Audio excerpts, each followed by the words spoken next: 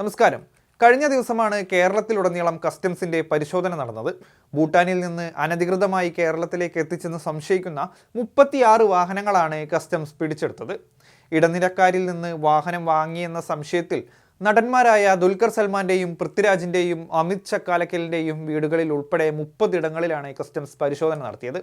രാജ്യത്തെ അന്താരാഷ്ട്ര വാഹന കള്ളക്കടത്ത് സംഘത്തിലെ കോയമ്പത്തൂർ കണ്ണികളെ കസ്റ്റംസ് 1 വർഷം മുമ്പ് തിരിച്ചറിഞ്ഞിരുന്നു. കേന്ദ്ര ഗതാഗത മന്ത്രാലയത്തിന്റെ രേഖകളിൽ സംശയം തോന്നിയ വാഹന ഉടമകളിലേക്കാണ് തുടരന്വേഷണം നീണ്ടത്. എന്നാൽ വാഹനത്തിന്റെ ചേസിസ് നമ്പർ എന്നറിയപ്പെടുന്നതും വാഹനത്തിന്റെ വിരലടയാളമായി കണക്കാക്കപ്പെടുന്നതുമായ വെഹിക്കിൾ ഐഡന്റിഫിക്കേഷൻ നമ്പറിന്റെ അതായത് VIN നമ്പറിന്റെ ലളിതമായ പരിശോധന രജിസ്ട്രേഷൻ അതോറിറ്റി നടത്തിയിരുന്നെങ്കിൽ ഭൂട്ടാനിൽ നിന്ന് വില കൂടിയ പഴയ കാറുകൾ കടത്തുന്ന കോയമ്പത്തൂർ കേന്ദ്രീകരിച്ചുള്ള തട്ടിപ്പ് സംഘത്തെ തുടക്കത്തിൽ തന്നെ പിടികൂടാമായിരുന്നു. 17 അക്കങ്ങളും അക്ഷരങ്ങളും ചേർന്ന കോഡായ VIN ഒരു വാഹനത്തിന്റെ നിർമ്മാണ സ്ഥലം, ഉടമസ്ഥാവകാശ രേഖകൾ, അപകടങ്ങളുടെ ചരിത്രം, നിയമപരമായ നില എന്നിവയുൾപ്പെടെയുള്ള വാഹനത്തിന്റെ ഹിസ്റ്ററി കണ്ടെത്തുന്നതിന് പ്രധാനമാണ്. ചേസിസിൽ പതിപ്പിക്കുന്നതിനു പുറമെ registration certificate, dashboard, door frame, trunk, പിൻവശത്തെ വീൽ ആർച്ച്, ഇൻഷുറൻസ് രേഖകൾ എന്നിവയിലും ഇത് രേഖപ്പെടുത്തിയിരിക്കും. ഇന്ത്യയിലെ രജിസ്ട്രേഷൻ അതോറിറ്റി ചേസിസ് നമ്പർ പരിശോധിച്ചിരുന്നെങ്കിൽ വാഹനം ഭൂട്ടാനിൽ നിന്നുള്ളതാണെന്നും നിയമവിരുദ്ധമായി ഇറക്കുമതി ചെയ്തോ കടത്തിയതോ ആണെന്നും ഉടനടി വ്യക്തമാകുമായിരുന്നു എന്ന് കേരള മോട്ടോർ വാഹന വകുപ്പിലെ ഒരു മുതിർന്ന ഉദ്യോഗസ്ഥനെ ഉദ്ധരിച്ച് ദ ഹിന്ദു റിപ്പോർട്ട് ചെയ്യുന്നു. കടത്തിയ വാഹനങ്ങളിൽ ഭൂരിഭാഗവും മറ്റു സംസ്ഥാനങ്ങളിലെ റീജിയണൽ ട്രാൻസ്പോർട്ട് ഓഫീസുകളിൽ അതായത് RTO ഓഫീസുകളിൽ രജിസ്റ്റർ ചെയ്തവയാണെന്നും ഇതിൽ ഉദ്യോഗസ്ഥരുടെ പങ്കാളിത്തം തള്ളിക്കളയാനാവില്ലെന്നും കസ്റ്റംസ് ഉദ്യോഗസ്ഥർ സ്ഥിരീകരിച്ചിട്ടുണ്ടെന്നും ഹിന്ദുവിൻ്റെ റിപ്പോർട്ടിൽ പറയുന്നു. ഇന്ത്യൻ നിയമപ്രകാരം പഴയ വാഹനങ്ങളുടെ ഇറക്കുമതി നിരോധിച്ചിട്ടുണ്ട്.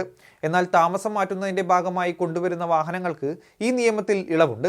ഈ വ്യവസ്ഥ പ്രകാരം ഉത്ഭവ രാജ്യത്ത് കുറഞ്ഞത് 3 വർഷമെങ്കിലും ഉപയോഗിച്ച വാഹനങ്ങൾ 160% ഡ്യൂട്ടി അടച്ച് ഇവിടെ രജിസ്റ്റർ ചെയ്യാൻ സാധിക്കും.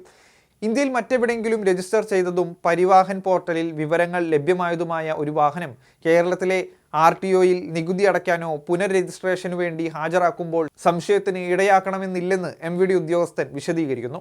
1 വർഷത്തിൽ കൂടുതൽ കേരളത്തിൽ വാഹനം ഉപയോഗിക്കുകയാണെങ്കിൽ പുനർ രജിസ്ട്രേഷൻ നിർബന്ധമാണ്. പുനർ രജിസ്ട്രേഷന് അതായത് രജിസ്ട്രേഷന് യഥാർത്ഥ രജിസ്ട്രേഷൻ അതോറിറ്റിയിൽ നിന്നുള്ള ഒരു നോ ഒബ്ജക്ഷൻ സർട്ടിഫിക്കറ്റ് മാത്രം മതി. ബാക്കി വിവരങ്ങളെല്ലാം പരിവാഹൻ പോർട്ടലിൽ ലഭ്യമാണ്.